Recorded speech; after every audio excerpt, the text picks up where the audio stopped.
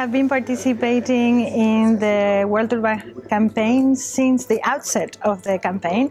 We are thrilled with the evolution that we have seen, how the constituency has grown, how there are so many partners involved. The city we need is something that local authorities fully identify with. Is how we all would like our cities to be. Is a shared feeling. The type of city that I would like to see for the future is a city that is well organized from the perspective of governance, and that is organized in a manner that decision making can be taken for any event that happens. We cannot know how our cities are going to be.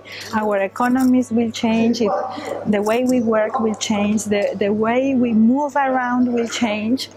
But if we organize our governance with all the relevant actors, we will be able to improvise and to take decisions that are acceptable and owned for everybody. And that's my future city, the city I need.